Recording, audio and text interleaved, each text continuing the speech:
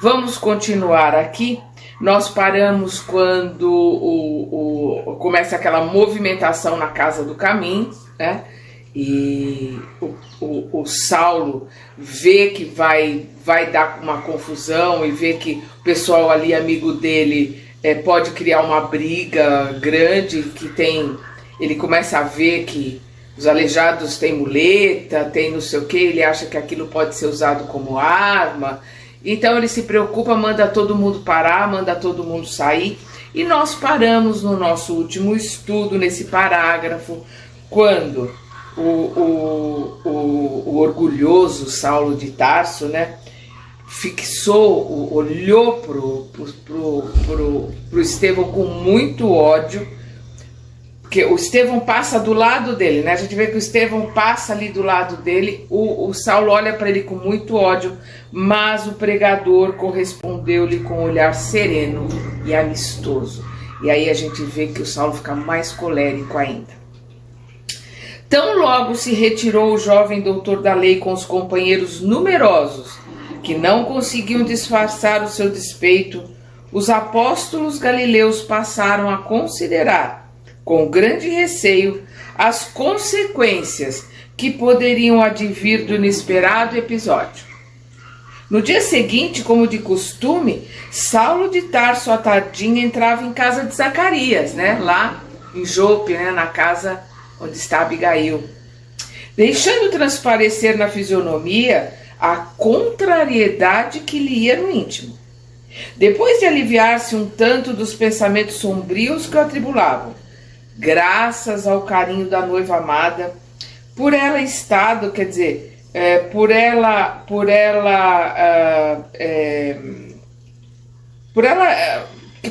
insistir em pedir, né, os motivos do que ele estava ali tão chateado, né? Por isso que ele diz, por ela estado a dizer os motivos de tamanha preocupação, narrou-lhe os acontecimentos da véspera, tudo aquilo que aconteceu ali na casa do caminho, acrescentando: esse Estevão pagará caríssimo a humilhação que pretendeu infligir-me publicamente.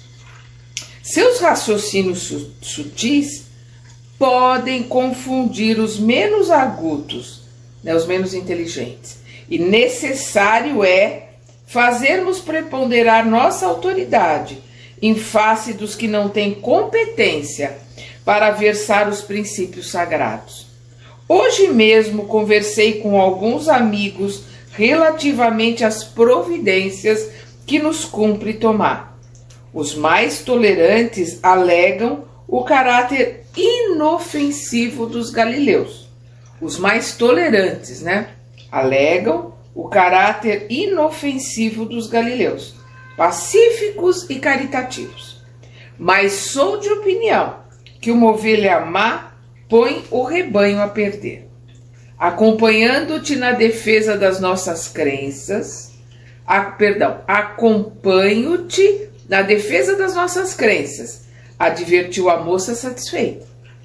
Não devemos abandonar nossa fé ao trato e ao sabor das interpretações individuais e incompetentes.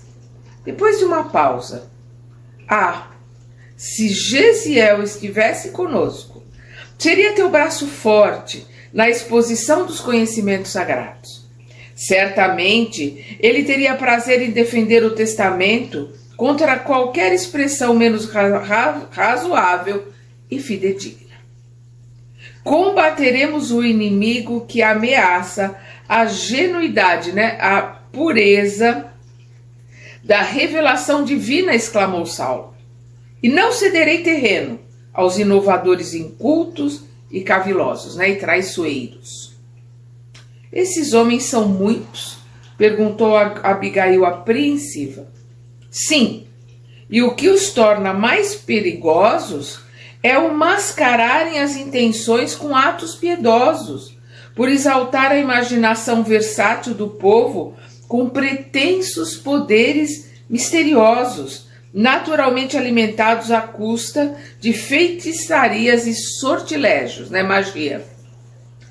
Em qualquer hipótese, advertiu a jovem, depois de refletir um momento, convém proceder com serenidade e prudência para evitar os abusos de autoridade.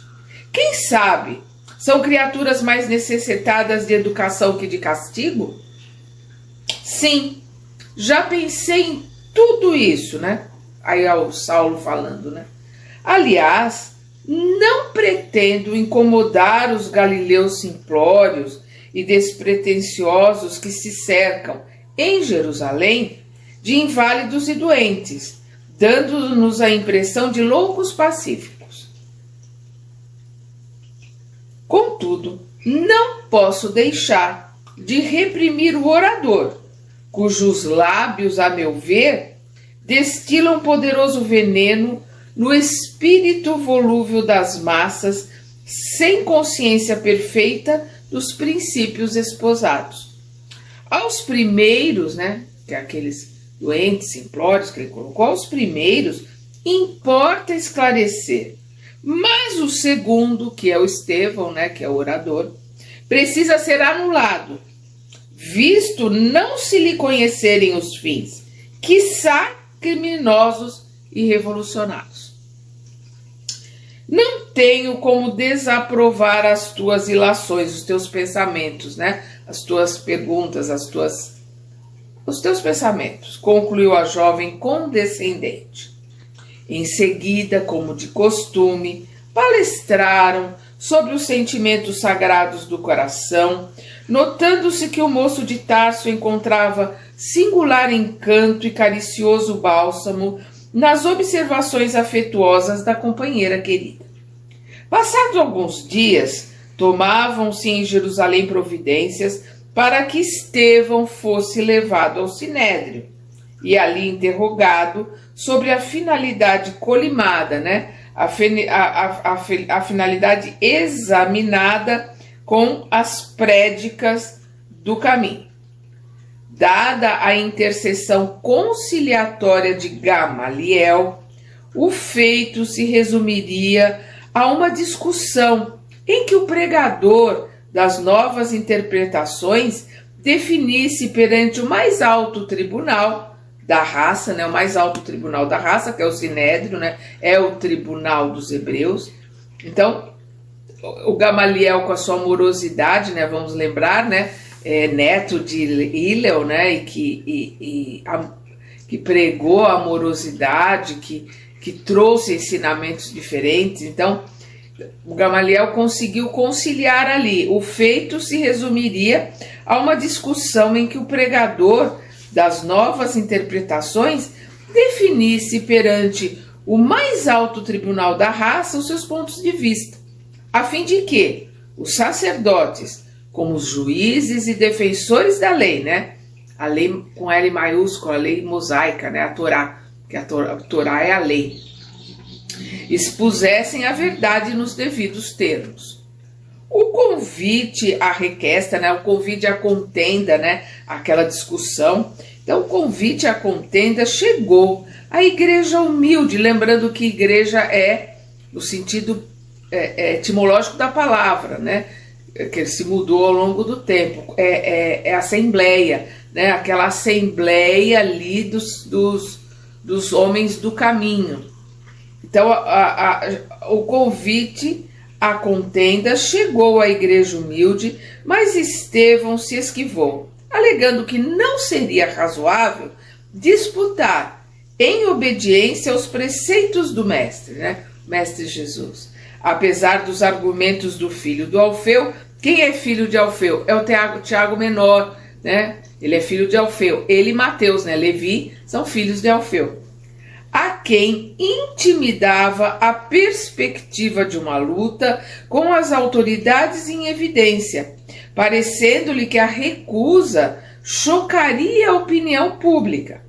Saulo, a seu turno, não poderia obrigar o antagonista a corresponder ao desafio, mesmo porque o Sinédrio só poderia empregar meios compulsórios no caso de uma denúncia pública, depois da instauração de um processo em que o denunciado fosse reconhecido como blasfemo ou caluniador.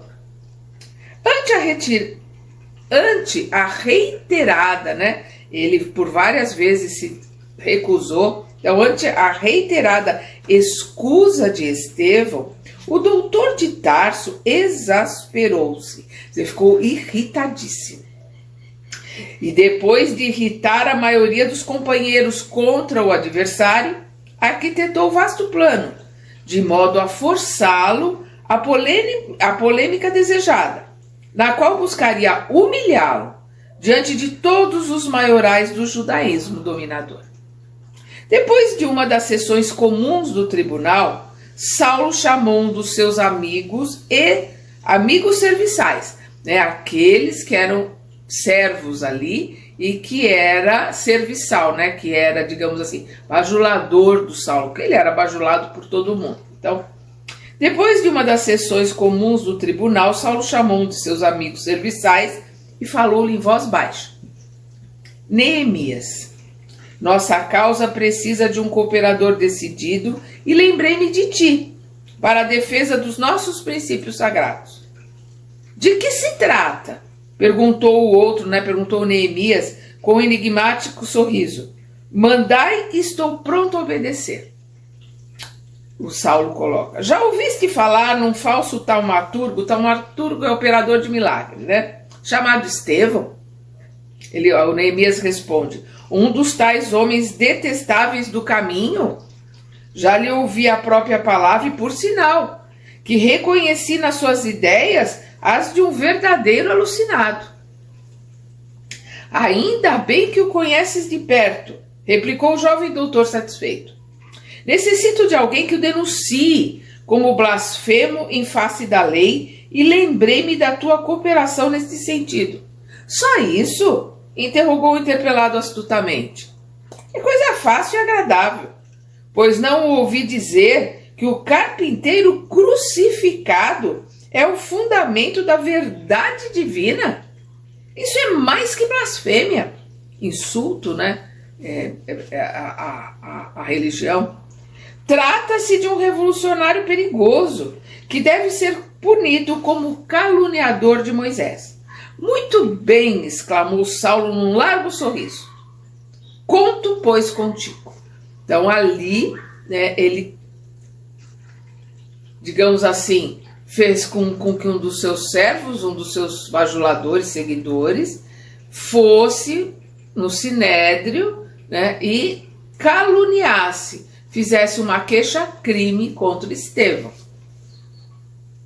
No dia imediato, Neemias compareceu ao sinédrio e denunciou o generoso pregador do evangelho como blasfemo e caluniador, acrescentando criminosas observações de própria conta, ou seja, inventando colocações, né, por conta própria ali para poder incriminar e para poder mover uma ação, pedir para o sinédrio mover uma ação contra o Estevão. Na peça acusatória, Estevão figurava como feiticeiro vulgar, mestre de preceitos subversivos em nome de um falso Messias que Jerusalém havia crucificado anos antes mediante idênticas acusações. Neemias, vamos lembrar que aquele servo de Saulo, Neemias inculcava-se como vítima, né? Se colocava como vítima da perigosa seita que lhe atingira e perturbara a própria família. E afirmava-se testemunha de baixos sortilégios, né? De magia, por ele praticados em prejuízo de outrem. Saulo de Tarso anotou as mínimas declarações, acentuando os detalhes comprometedores. A notícia estourou na igreja do caminho. É sempre caminho ali entre aspas, porque era como aqueles homens eram chamados. A notícia estourou na igreja do caminho, produzindo efeitos singulares e dolorosos. Os menos resolutos, como Tiago à frente, os menos resolutos com Tiago à frente, deixaram-se empolgar por considerações de toda ordem, receosos de se verem perseguidos. Mas Estevão, com Simão Pedro e João, mantinham-se absolutamente serenos. recebendo com bom ânimo a ordem de responder corajosamente ao libelo, né, à acusação. Cheio de esperança, rogava a Jesus não o desamparasse, de maneira a testemunhar a riqueza de sua fé evangélica. E esperou o ensejo, né, a oportunidade, com felicidade e alegria. Então, cheio de esperança, quem, né? Estevão, rogava a Jesus não o desamparasse, de maneira a testemunhar a riqueza da sua fé evangélica, e esperou a oportunidade, né, o ensejo, com fidelidade e alegria de poder falar do Mestre. E aqui nós vamos começar o 6º capítulo, ante o Sinédrio. No dia fixado, o grande recinto do mais alto sodalício, né, a sodalício, sociedade de pessoas. Então, o mais alto sodalício israelita, as pessoas mais importantes ali da sociedade israelita, enchia-se de verdadeira multidão de crentes e curiosos. Por quê? Porque o Sinédrio é o lugar da corte, é o lugar das figuras mais importantes, né, da religião hebraica, então, né, da região israelita. Então, o Sinédrio estava ali, cheio de verdadeira multidão de crentes e curiosos, ávidos de assistir ao primeiro embate entre os sacerdotes e os homens piedosos e estranhos do caminho. A Assembleia congraçava, né, reunia o que Jerusalém tinha de mais aristocrático, né, mais importante, né, aristocracia. Tinha de mais aristocrático, de mais culto. Os mendigos, porém, não tiveram acesso, embora se tratasse de um ato público. Então a gente vê que o Saulo movimentou as coisas para quê? Para que os mendigos, por quê? Porque os mendigos são, na sua grande maioria, por necessidade até, seguidores do caminho. Então ele não permitiu que os mendigos, que aqueles que fossem, né, houvesse a possibilidade de serem seguidores de Estevão, entrassem no Sinédrio. O Sinédrio, né, que é o Supremo Conselho dos Hebreus, é a casa mais importante para eles, né? O Sinédrio exibia suas personagens mais eminentes, mais importantes, de mistura com os sacerdotes e mestres de Israel. Notava-se a presença das personalidades mais salientes do farisaísmo. Vamos lembrar que os fariseus eram aqueles que estavam na obrigação de ensinar oralmente a Torá, né, a lei mosaica. E eles normalmente ostentavam assim, a aparência de santos, oravam em voz alta, se colocavam como cumpridores da lei, mas como Jesus colocou, eram sepulcros caiados, né, pintados de branco por fora e podres por dentro. Lá estavam representantes de todas as sinagogas, né, que são os templos hebraicos, né? Compreendendo a acuidade intelectual de Estevão, né, a sua capacidade intelectual, Saulo queria fornecer-lhe um confronto do cenário em que dominava o seu talento, com a igreja humilde dos adeptos de carpinteiro de Nazaré. No fundo, seu propósito radicava na jactanciosa, na vaidosa demonstração de superioridade, afagando, ao mesmo tempo, a íntima esperança de conquistá-lo para as hostes do judaísmo. Preparara, por isso, a reunião com todos os requisitos, de feição, né, quer dizer, de forma a impressionar-lhe os sentidos. Então, Saulo estava ali muito revoltado por ter sido humilhado, então queria preparar tudo com ostentação, né, numa suntuosidade, para mostrar para o Estevão que ele, Saulo, está certo, e para fazer com que Estevão se arrependesse e se virasse ali para o lado, aceitasse, né, as normas, né, se colocasse ali humildemente a serviço do Saulo. Era isso que Saulo pensava, no seu orgulho, né, na sua prepotência. Estevão comparecia como um homem chamado a defender-se das acusações a ele imputadas, né? A ele atribuídas. Não como prisioneiro comum, obrigado a acertar contas com a justiça. Examinando, pois, a situação, rogou com insistência aos apóstolos galileus. Então aqui, Estevão compareceria como um homem chamado a defender-se das acusações a ele, Estevão, né, atribuídas. Não como prisioneiro comum obrigado a acertar contas com a justiça. Examinando, pois, a situação, quem examinando a situação? O Estevão. Examinando, pois, a situação, rogou com insistência aos apóstolos galileus não o acompanhassem, considerando não só a necessidade de permanecerem junto dos sofredores, como também a possível ocorrência de sérios atritos, no caso de comparecimento dos adeptos do caminho, dada a firmeza de ânimo com que procuraria salvaguardar, né, defender a pureza e a liberdade do Evangelho do Cristo. Então ele não queria nenhum dos apóstolos ali, né, não queria ninguém ali da casa do caminho, porque ele iria defender o Cristo e isso poderia causar um tumulto, causar algum problema lá dentro do Sinédrio, e ele queria que, se no pior acontecesse, quer dizer, que ele fosse preso, só ele fosse preso, né? Além disso, os recursos de que poderiam dispor eram demasiadamente simples e não seria justo afrontar com eles o poderio supremo dos sacerdotes, que tinham encontrado recursos para crucificar o próprio Messias.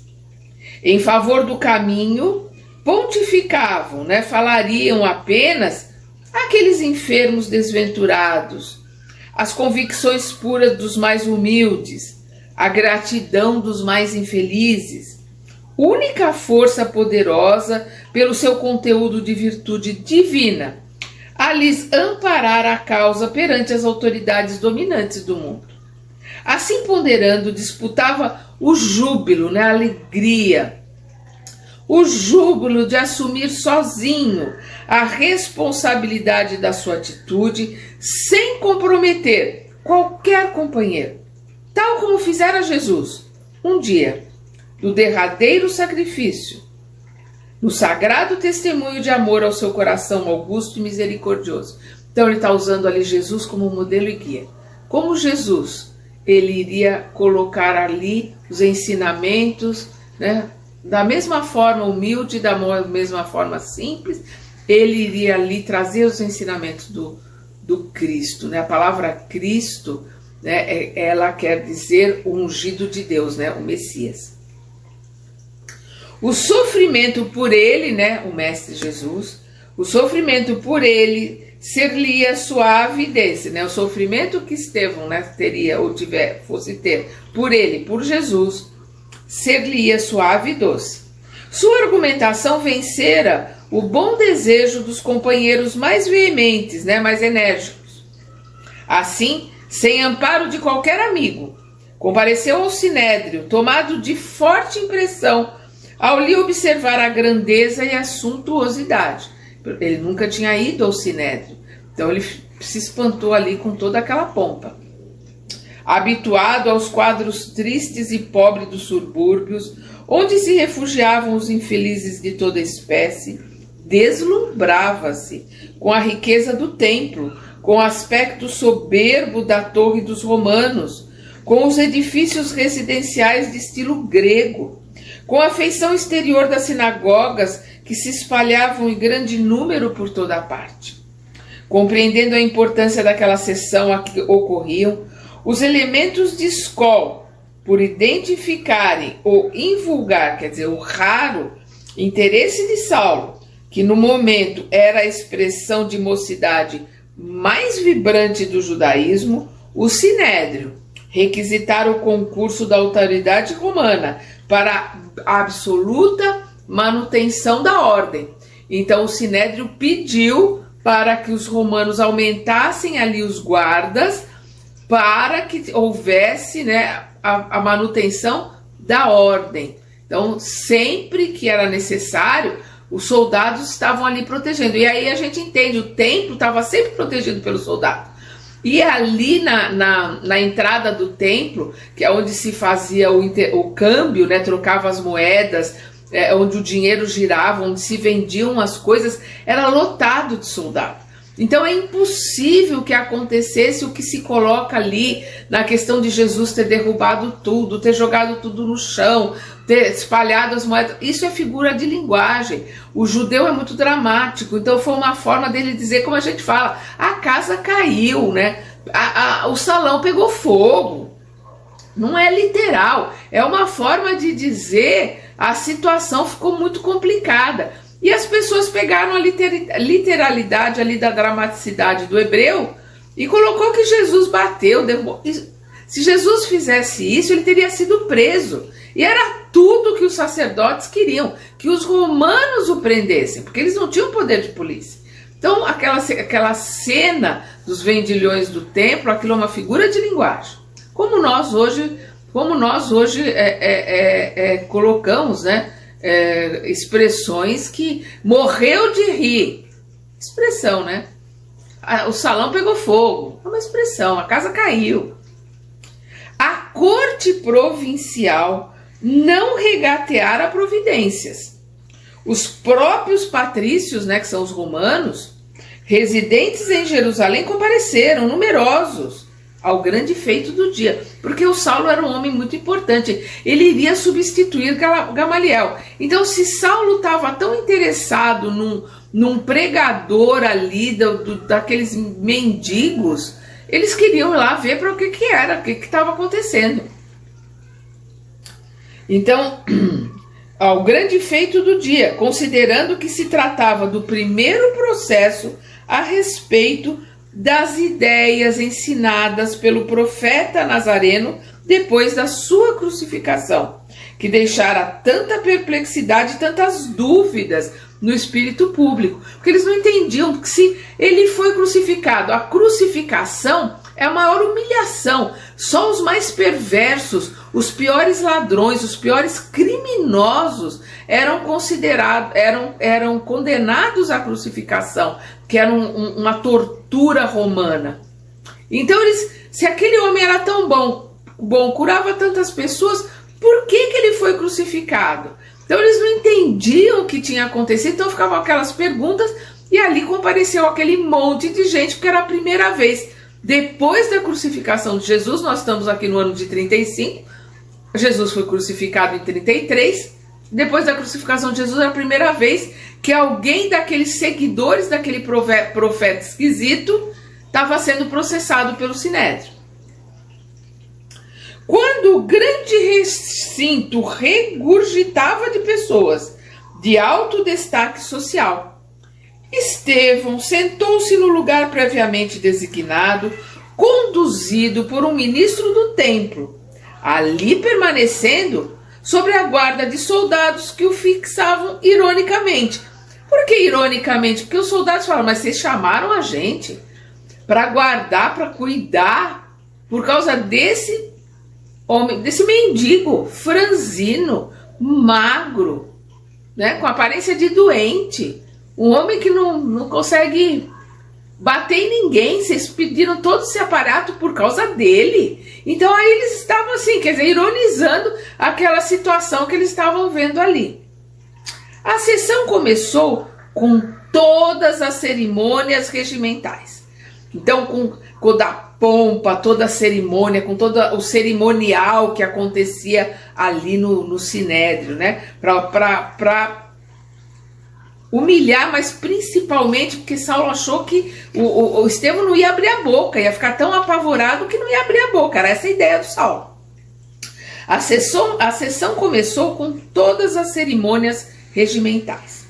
Ao iniciar os trabalhos, o sumo sacerdote anunciou a escolha de Saulo, consoante, né, segundo o seu próprio desejo, para interpelar, né, para perguntar, para ser o inquisitor ali, né, para interpelar o denunciado e averiguar a extensão de sua culpa no aviltamento, né, na degradação dos princípios sagrados da raça, né, da raça hebreia, dos judeus, né, dos hebreus, né? Porque Judá é uma das tribos.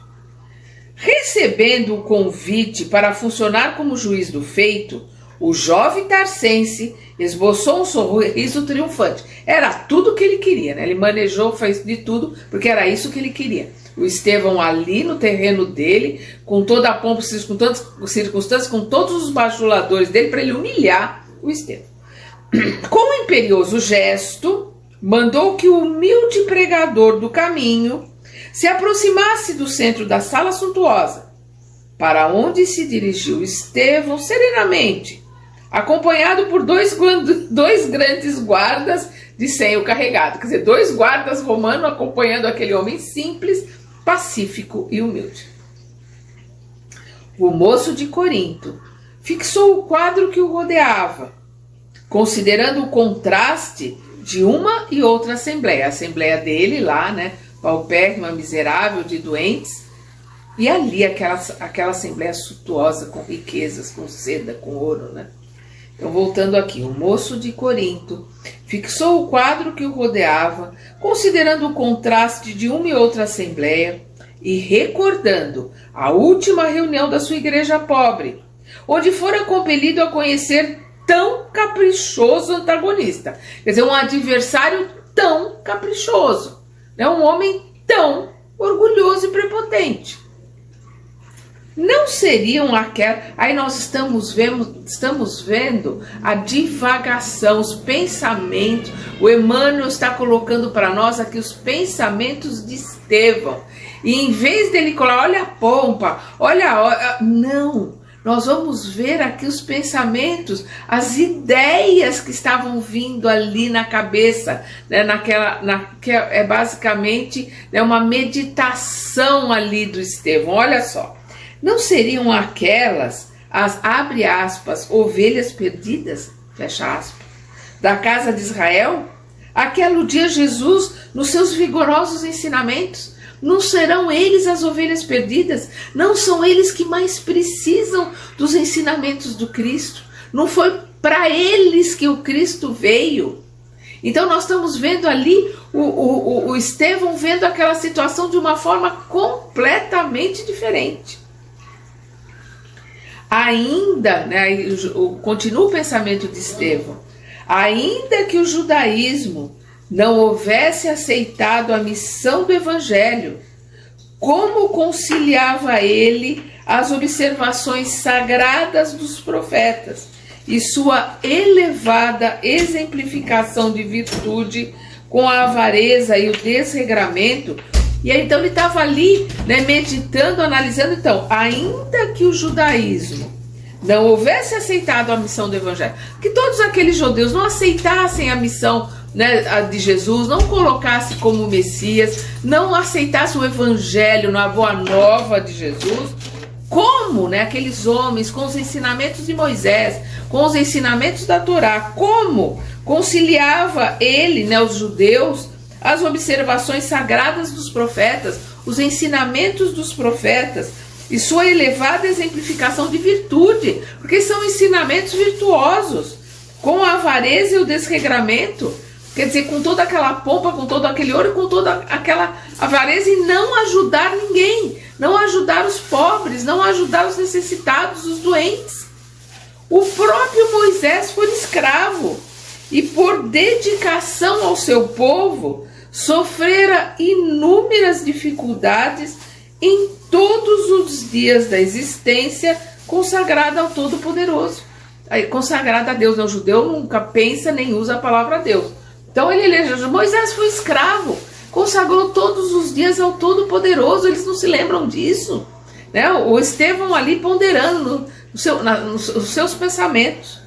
Jó padecera misérias sem nome e dera testemunho de fé nos sofrimentos mais acerbos, mais dolorosos, né? Jó também ali da Torá, né? do Velho Testamento. Jeremias, outro profeta, chorara incompreendido. Amós, outro, experimentara o fel da ingratidão. Como poderiam os israelitas harmonizar o egoísmo com a sabedoria amorosa dos Salmos de Davi, com aqueles ensinamentos dos Salmos de Davi, aquela amorosidade, aquela maravilha que são os Salmos, como aqueles israelitas, né, aqueles que se dizem ali seguidores de Moisés, não se compadecem dos seus irmãos, porque os Salmos são cânticos, né, cantando os Salmos de Davi, com os ensinamentos que esses Salmos têm. Então ali nós estamos vendo, né, toda essa divagação do Estevão. Estranhável que tão zelosos da lei, né, com L maiúsculo, da Torá, se entregassem de modo absoluto aos interesses mesquinhos, quando Jerusalém estava cheia de famílias, irmãs pela raça, judeus também, em completo abandono. Como? Ficavam com a consciência tranquila se os irmãos da raça estavam ali naquele padecimento, naquele sofrimento, em completo abandono? Como cooperante de uma comunidade modesta, conhecia de perto, né, ele, Estevão, conhecia de perto as necessidades e sofrimentos do povo. Com essas ilações, né, com esses pensamentos, sentia que o mestre de Nazaré se elevava muito mais agora aos seus olhos, distribuindo entre os aflitos as esperanças mais puras e as mais consoladoras verdades espirituais. Então ele via ali, entendia que os ensinamentos do Cristo eram para aqueles necessitados, e eles estavam ajudando, levando esses ensinamentos e cuidando desses necessitados. Eles, Estevão, se sentia muito mais próximo do Cristo. Ainda não voltara a si da surpresa com que examinava as túnicas brilhantes e os ornamentos de ouro que exuberavam no recinto, quando a voz de Saulo, clara e vibrante, o chamou à realidade da situação. Depois de ler a peça acusatória em que Neemias, né, aquele funcionário do Saulo, depois de ler a peça acusatória em que Neemias figurava como principal testemunha e no que foi ouvido com a máxima atenção, Saulo interrogou Estevão entre ríspido e altivo. Palavras de Saulo. Como vedes, sois acusados de blasfemo, de insultar, né, de ir contra, né, os ensinamentos da Torá. Como vedes, sois acusados de blasfemo, caluniador e feiticeiro perante as autoridades mais representativas. No entanto, antes de qualquer decisão, o tribunal deseja conhecer vossa origem para determinar os direitos que vos assistem neste momento. Sois, porventura, de família israelita? O interrogado fez-se pálido, ponderando as dificuldades de uma plena identificação, caso fosse indispensável. Então, por que ele ficou pálido? Por que ele ficou preocupado? Porque ele não poderia de modo algum prejudicar o benfeitor dele, que foi o Sérgio Paulo, aquele romano, né, que o soltou, que deu dinheiro, que colocou ele no barco, levou ele ali até as margens, né, onde ele foi socorrido e foi levado lá para Jerusalém, e que pediu que ele mudasse de nome, por isso que ele mudou de Gesiel para Estevão. Então, se ele colocasse as origens certas dele, ele teria que colocar o nome verdadeiro dele, porque Estevão é um nome grego. E ele não poderia comprometer Sérgio Paulo de maneira nenhuma, então isso fez com que ele se empalidecesse. Mas vamos ver aqui. O interrogado fez-se pálido, ponderando as dificuldades de uma plena identificação. Ele não poderia de jeito nenhum comprometer o Sérgio Paulo, caso fosse indispensável, mas respondeu firmemente: pertenço aos filhos da tribo de Issacar, né? Issacar. Ele não mentiu. O doutor da lei surpreendeu-se. Por que Saulo se surpreendeu? Porque Abigail é da tribo de Issacar. Então, o doutor da lei surpreendeu-se ligeiramente, de maneira imperceptível para a Assembleia, e continuou. Saulo continuando aqui. Como israelita, tendes o direito de replicar livremente as minhas interpelações. Todavia, faz-se necessário esclarecer que essa condição não vos eximirá de pesados castigos, caso perseverardes na exposição dos erros crassos, dos erros grosseiros de uma doutrina revolucionária, cujo fundador foi condenado à cruz infamante pela autoridade deste tribunal, onde pontificam os filhos mais veneráveis das tribos de Deus. Então eles, colocando ali, porque a crucificação é a tortura e a colocação mais infamante dentro dos castigos romanos, e ele se coloca ali junto com os outros, que eles são os filhos mais veneráveis, das tribos de Deus, ali das tribos hebreias. Aliás, continuação, apreciando por suposição a vossa origem, convidei-vos a discutir lealmente comigo, quando de nosso primeiro encontro na Assembleia dos Homens do Caminho, sempre caminho entre aspas, porque era como eles eram chamados. Fechei os olhos aos quadros de miséria que então me cercavam, para analisar tão só os vossos dotes de inteligência, mas evidenciando estranha exaltação de espírito, talvez em virtude de sortilégios, de magias, cujas influências são ali visíveis, vos mantivestes em singular reserva de opinião, apesar dos meus apelos reiterados, porque ele chamou o Saulo para discutir com ele, e o Estevão para discutir com ele, o Saulo chamou e o Estevão não foi. Vossa atitude inexplicável deu aso a que o Sinédrio considerasse a presente denúncia de vosso nome como inimigo de nossas ordenações. Sereis agora obrigado a responder a todas as interpelações convenientes e necessárias.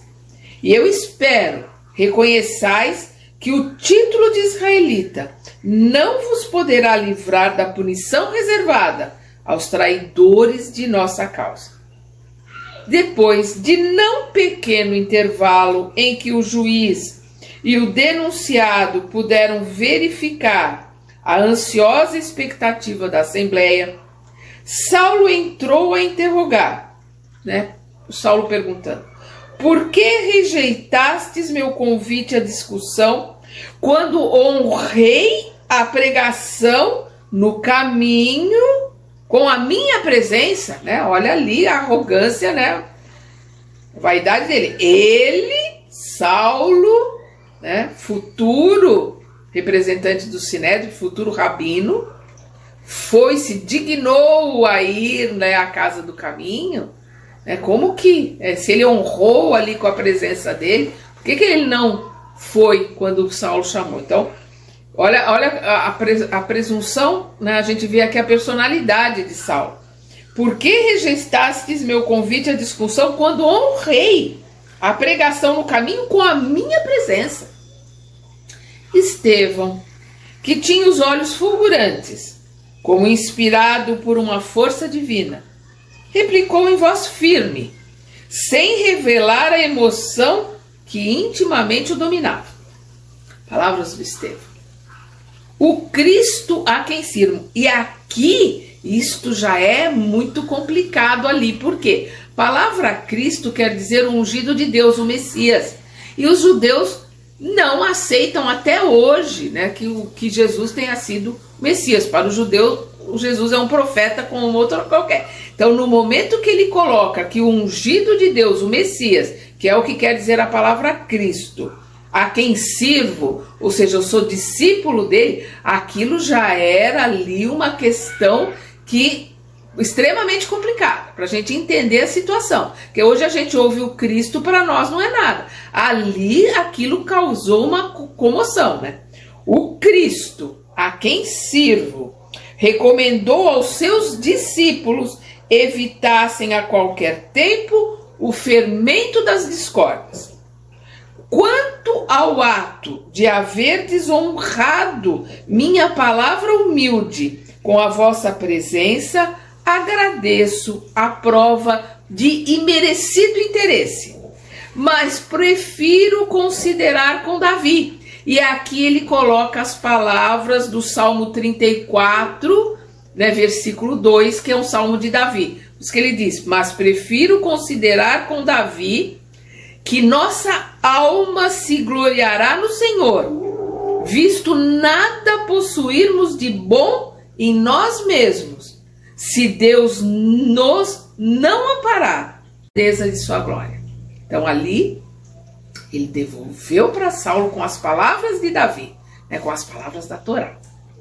Em face da lição sutil que lhe era lançada no rosto, Saulo de Tarso mordeu os lábios, entre colérico e despeitado, ele não esperava.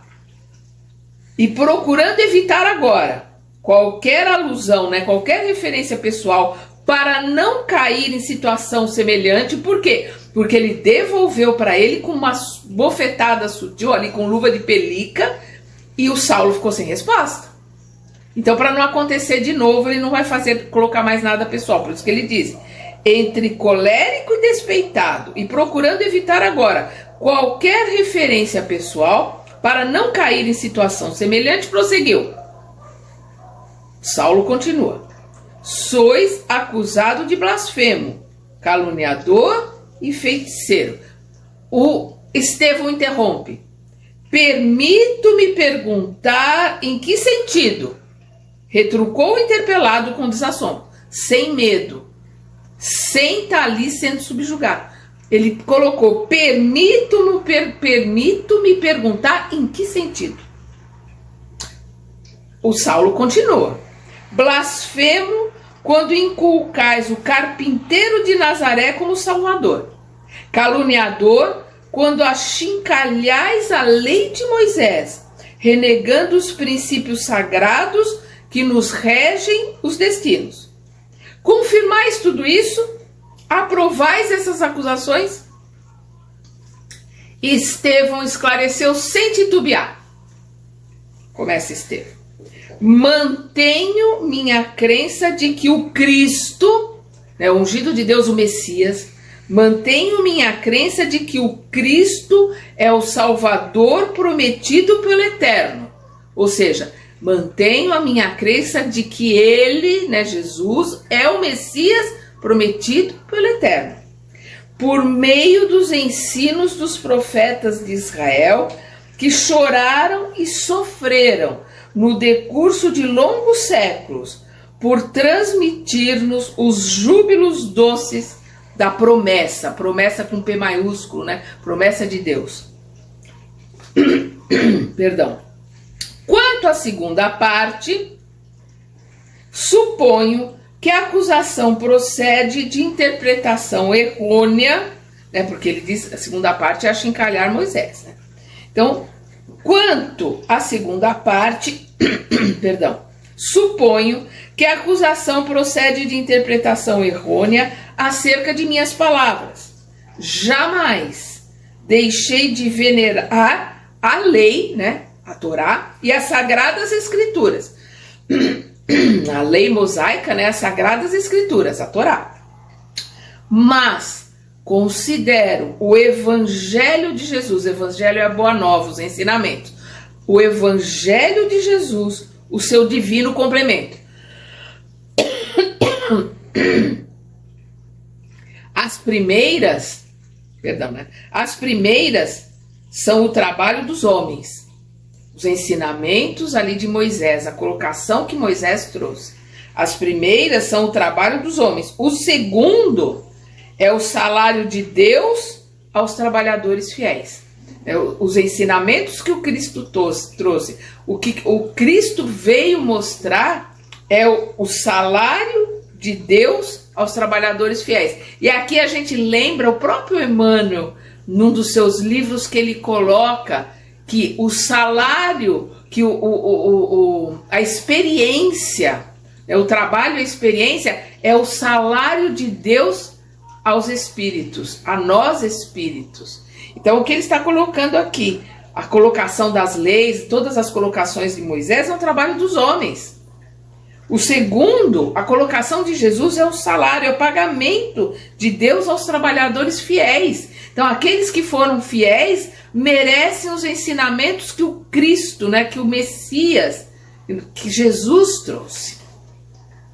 Imagina isso naquela assembleia. A gente só imagina o que aquilo causou. Sois então de parecer, disse Saulo, sem dissimular irritação diante de tanta firmeza, que o carpinteiro é o maior que o grande legislador. Quer dizer, você está dizendo que esse carpinteiro é maior que Moisés? O Estevão responde: Moisés é a justiça pela revelação, mas o Cristo, de novo ele coloca, o Messias, o Cristo é o amor vivo e permanente, que é o que Jesus veio trazer, o amor. Porque amar a Deus acima de todas as coisas e amar ao próximo é uma colocação que vem da lei mosaica, vem de Moisés. E Jesus resume toda a lei nisso, amar a Deus e amar ao próximo como a ti mesmo. Mas Jesus acrescenta, e eu vos acrescento, amai os vossos inimigos. Então ele veio trazer a lei de amor, ele veio mostrar o amor, que não tem essa colocação na lei mosaica. Então o Estevão coloca aqui, Moisés é a justiça pela revelação, mas o Cristo é o amor vivo e permanente. A essa resposta do acusado, houve um prurido, uma confusão, uma exacerbação, a gente imagina, de exaltação na grande assembleia. Alguns fariseus encolorizados gritavam injúrias. Saulo, porém, lhes fez um sinal imperioso e o silêncio voltou a possibilitar o interrogatório, e dando à voz um timbre de severidade, prosseguiu: Sois israelita e jovem ainda. Uma inteligência apreciável serve ao vosso esforço. Quer dizer, você tem uma inteligência apreciável, você conhece a lei, conhece a Torá. Temos então o dever, antes de qualquer punição, de trabalhar pelo vosso regresso ao aprisco, O aprisco é onde as ovelhas são guardadas. Então, o seu regresso como ovelha é o aprisco, ao rebanho. É imprescindível chamar o irmão desertor com carinho antes do extremo recurso às armas. A lei de Moisés poderá conferir-vos uma situação de grande relevo, mas que proveito tirareis da palavra insignificante, inexpressiva, do operário ignorante de Nazaré, que sonhou com a glória para apagar as esperanças loucas em uma cruz de ignomínia, uma cruz de infâmia, uma cruz de vergonha? Desprezo o valor puramente convencional que a lei me poderia oferecer em troca do apoio à política do mundo, que se transforma todos os dias, considerando que a nossa segurança reside na consciência iluminada com Deus e para Deus. Aqui as palavras do Estevão, eu vou repetir. Desprezo o valor puramente convencional, vamos lembrar que tudo aquilo ali eram convenções, que a lei, aqui a lei com L maior, a lei de Moisés, me poderia oferecer em troca de apoio à política do mundo. O mundo este que se transforma todos os dias. Considerando que a nossa segurança, a segurança do crente, do verdadeiro crente, reside na consciência iluminada com Deus e para Deus. Nossa segurança não está no mundo nem no apoio das pessoas do mundo. Está com Deus e para Deus. Olha a colocação do Estevão. O Saulo. Que esperais, porém, do mistificador que lançou a confusão entre nós para morrer no Calvário? Tornou Saulo exaltadamente o Estevão. O discípulo do Cristo deve saber a quem serve. E eu me honro em ser instrumento humilde em suas mãos. Olha a colocação do Estevão, eu vou repetir. O discípulo do Cristo, do Messias, deve saber a quem serve. E eu me honro, ele, Estevão, se coloca ali honrado em ser instrumento humilde em suas mãos, em ser um humilde instrumento na mão do Cristo, do Messias. O Saulo, não precisamos de um inovador para a vida de Israel.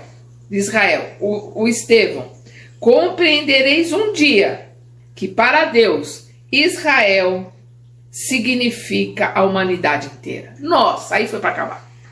Aí foi para acabar, porque é exatamente isso. Quando Jesus fala, né, chorai Israel, ó Israel. Por que Jesus coloca isso? Ele não está falando daquela Israel ali, daquele povoado. Quando ele está falando de Israel, ele está falando da humanidade inteira, né, de toda a humanidade. O que ele veio trazer para a humanidade inteira. E o Estevão compreendeu isso. Então ele diz para Saulo, compreendereis um dia. Ou seja, agora você não consegue compreender, mas um dia você compreenderá que para Deus, Israel significa a humanidade inteira. Diante dessa resposta ousada, a quase totalidade da Assembleia prorrompeu em apupos, né, em xingamentos, mostrando sua hostilidade franca ao denunciado de Neemias. Afeitos a um regionalismo intransigente, os israelitas não toleravam a ideia de confraternização com os povos que consideravam bárbaros e gentios. Nós vamos ver que depois, lá na frente, essa vai ser a luta do Saulo. Como Paulo, poder levar os ensinamentos de Jesus aos gentios. Os judeus até hoje mantêm os ensinamentos fechados. Os ensinamentos têm que ficar ali para eles, só para o povo escolhido. E aqui ele está colocando, né, que os ensinamentos têm que ser divididos para a humanidade inteira, porque Israel é a humanidade inteira. Enquanto os mais exaltados davam expansão a protestos veementes, os romanos observavam a cena curiosos e interessados, como se presenciassem uma cerimônia festiva. E nós vamos parar aqui no tumulto, né? Nós vamos parar aqui nessa colocação, porque chegamos aqui no nosso horário, e nós continuamos, né, esse embate com a presença de Espírito, com o conhecimento, com a sabedoria de Estevão e a arrogância e a vaidade de Saulo. Vamos continuar no nosso próximo estudo. Até lá!